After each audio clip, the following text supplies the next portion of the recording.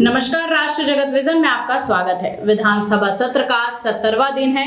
जंगल safari में वन्यजीवों की मौत को लेकर मुद्दा उठाया गया है। आपको बता दें कि जंगल सफारी में 74 वन्यजीवों की मौत हुई है। मंत्री ने डॉक्टर और कंपाउंडर को शो कॉज नोटिस भेजा है। आइए देखते हैं इस पर सदन की कार्रवाई। जंगल सफारी में वन्य जीवों की मौत का मुद्दा विधानसभा में गूंजा। कांग्रेस विधायक शेषराज हरबंस ने वन्य जीवों की मौत का मुद्दा उठाया। वन मंत्री केदार कश्यप ने विधायक के सवाल पर जवाब देते हुए कहा, 2023 से जनवरी 2024 के बीच 74 वन्य जीवों की जंगल सफारी में मौत हुई है। विधायक ने पूछा कि इस मामले में किसी अधिकारी और डॉक्टर की लापरवाही सामने आई है क्या? मंत्री ने कहा कि सेंट्रल जू अथॉरिटी से इसकी जांच कराने का ऐलान किया गया है। साथ ही डॉक्टर राकेश वर्मा और कंपाउंडर सोनल मिश्रा के खिलाफ शो कॉज नोटिस जारी किया गया है। विधानसभा अध्यक्ष डॉक्टर रमन सिंह ने सुझाव दिया है कि किसी बेदाग और कुशल डॉक्टर को वहां भेजें। ऐसे निलंबित लोगों को वहां क्यों भेजते हो? ठीक बोल रही हो माननीय अध्यक्ष महोदय, आप कोई अच्छा सक्षम और योग्य डॉक्टर को वहाँ भेजिए जो 3-3 साल निलंबित है। ऐसे कि डॉक्टर को भेजने से इस प्रकार से वन प्राणियों की संकट बना रहेगा। इसलिए इतना ही सुधार लीजिए कि उसको ठीक करिए और दूसरे अच्छे डॉक्टर को भेजिए। मूल प्रश्न आपको यही है, मेरा ख्याल है। ठीक है, अटल श्रीवास्तव जी। माननीय अध्यक्ष महोदय, मेरा प्रश्न माननीय वन मंत्री जी से है और आपके ड्रीम प्रोजेक्ट पर है, जो एशिया की सबसे बड़ी मानव निर्मित जंगल सफारी है। अक्टूबर 2012 में जिसका निर्माण शुरू किया गया था और 1 नवंबर 2016 को प्रधानमंत्री जी ने लोकार्पण किया है। मेरा प्रश्न था माननीय मंत्री महोदय से कि क्या नंदन वन तथा जंगल सफारी में वर्ष 2023 से जनवरी 2024 तक वन्य जीवों की आकस्मिक मृत्यु की घटना हुई है? यदि हाँ, तो किस प्रजाति के कितने एवं किन कारणों से वन्य जीवों की मृत्यु हुई है? माननीय मंत्री जी का उत्तर भी आया है। माननीय अध्यक्ष महोदय, मैं माननीय मंत्री जी से जानना चाहूँगी कि सर्व सुविधा युक्त संपन्न जंगल सफारी में मात्र 13 माह की अवधि में 74 वन्य प्राणियों की मृत्यु होना यह अत्यधिक चिंताजनक है। मैं इसका कारण जानना चाहूँगी। चलिए बताइए। माननीय अध्यक्ष महोदय, मैंने कल ध्यानाकर्षण में भी इस विषय को लेकर के विस्तार से उत्तर दिया था और वहाँ पर जितने भी हमारे वन्य प्राणी हैं, चाहे वो सफारी पे हो चाहे जू में हो, कई कारण हैं। 74 जो हमने इसमें जानकारी दी है, किसी की आयु उम्र ज़्यादा हो गई थी, तो किसी के आपसी फाइटिंग के कारण से भी कहते हैं मृत्यु हुई है, कोई वायरल से मृत्यु हुई है। तो ये एक उसमें है। और मैं देख रहा था अध्यक्ष महोदय, पिछले 3-4 वर्षों में लगातार इस विषय को लेकर के वहाँ पर लगातार जो मौतों का आंकड़ा है वो थोड़ा सा बड़ा हुआ लग रहा है अध्यक्ष महोदय।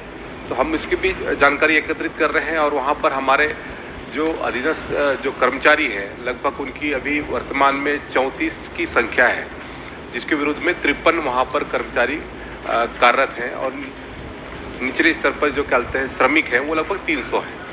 वो भी वहाँ पर काम कर रहे हैं और उनको समय समय पर वहाँ पर जो वन्य प्राणी हैं उनके रक्षा के लिए और बाकी चीज़ों के लिए, उनके फूड सप्लीमेंट और बाकी जो क्लोरिनेशन वगैरह के लिए वहाँ पर हमारे कर्मचारी काम करते रहते हैं। लेकिन मौतें हुई है अध्यक्ष महोदय, और उसको मैंने कल भी इस बात में सदन में कहा। और अभी भी वहाँ पर जो हमारे कुछ एक हमारे चिकित्सक भी वहाँ पर पदस्थ हैं, एक कंपाउंडर भी पदस्थ है और उनके माध्यम से उनके उपचार की व्यवस्था भी की जाती है और समय समय पर हम अंजोरा दुर्ग के माध्यम से भी हम उनकी सेवाएं हम लोग लेते रहते हैं अध्यक्ष महोदय। माननीय अध्यक्ष महोदय, स्वाभाविक रूप से मृत्यु मात्र 16 है। शेष 58 वन्य प्राणियों की मृत्यु ऐसी बीमारियों से हुई है जिसको समय पर इलाज करके बचाया जा सकता है, जैसे निमोनिया में 8 और संक्रमण मृत्यु में 26। परंतु जिम्मेदार अधिकारियों की घोर लापरवाही के कारण ऐसा नहीं किया जा सका। माननीय मंत्री महोदय से जानना चाहूँगी, क्या जानवरों की मृत्यु के संबंध में डॉक्टर द्वारा लापरवाही की गई या इलाज से संबंधित किसी तरह की कार्यवाही प्रस्तावित की गई है? माननीय अध्यक्ष महोदय, कल मैंने अपने उत्तर में ही कहा कि कल हमने 3 अधिकारियों को इसमें शोकास नोटिस जारी भी किया और वहाँ पर उपचार की जो व्यवस्था है वो हमने सुनिश्चित भी किया। दूर के हमारे जो अंजोरा के से हम लोगों ने यूनिवर्सिटी के माध्यम से सेवाएं भी ली और पूरे मामले को हम लोगों ने देखा और उसमें हम लोगों ने कल भी इस बात को तय किया आपके निर्देश के अनुसार कि जो हमारे सेंट्रल जू अथॉरिटी के है उसके माध्यम से इसकी हम एक बार जांच भी कराएंगे चलिए। किन कारणों से और कोई वहाँ प्रश्न पर है मौतें पूछ हुई। लीजिए। विभाग में वन्य प्राणियों की देखभाल के लिए विशेष रूप से प्रशिक्षित अधिकारी कितने हैं तथा कहां-कहां पदस्थ है? ऐसे प्रशिक्षित विशेषज्ञ अधिकारियों को जंगल सफारी में क्यों पदस्थ नहीं किया गया, जानना चाहूँगी। क्योंकि माननीय मंत्री महोदय ने बताया कि एक डॉक्टर और एक कंपाउंडर है। मैं वो डॉक्टर का नाम भी जानना चाहूँगी और वो डॉक्टर कितने प्रशिक्षित हैं ये भी जानना चाहूँगी। माननीय अध्यक्ष महोदय, माननीय सदस्य ने जो जानकारी चाहिए है उसमें एक जो चिकित्सक है वो डॉक्टर राजेश पांडे है और दूसरे वहाँ पर एक महिला जो कंपाउंडर है वो भी वहाँ पर पदस्थ है और उसका नाम भी चलिए बता दिया आपने पूरा। मैं उपलब्ध करा दूंगा अध्यक्ष महोदय। माननीय अध्यक्ष महोदय, आपका तो पूरा नहीं हुआ। हो चुका था प्रश्न, वो तो कल का था। आज नया क्या हो गया? नया ये हो गया कि माननीय मंत्री जी ने डॉक्टर पांडे का नाम बताया है, जबकि पूरे प्रश्न के उत्तर में उन्होंने लिखा है डॉक्टर राकेश वर्मा, राकेश वर्मा, राकेश वर्मा और डॉक्टर सोनम मिश्रा जो संविदा में है। तो ये रातों रात डॉक्टर वर्मा कहीं से आ गए डॉक्टर वर्मा की जगह? नहीं अध्यक्ष महोदय, राकेश पांडे नहीं, राकेश वर्मा है। भूल गए थे, पांडे नहीं वर्मा ही है।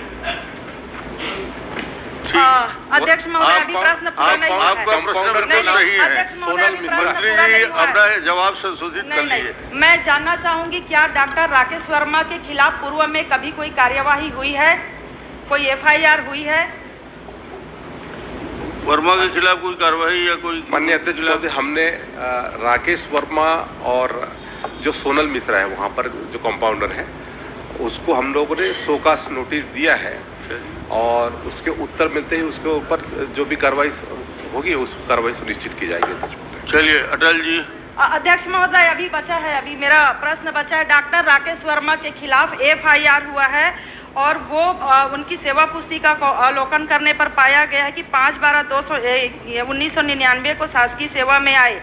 2/3/2000 को डॉक्टर वर्मा को एकीकृत पशुधन विकास परियोजना बस्तर जगदलपुर में पदस्थ किया गया। 21/10/2004 को प्रतिनियुक्ति पर मुख्य कार्यपालन अधिकारी अंतागढ़ बनाया गया। 9/11/2005 को मूल विभाग में वापस दिनांक 23/7/2007 तक कृत्रिम गर्भाधान केंद्र कोंडागांव में पदस्थ रहे।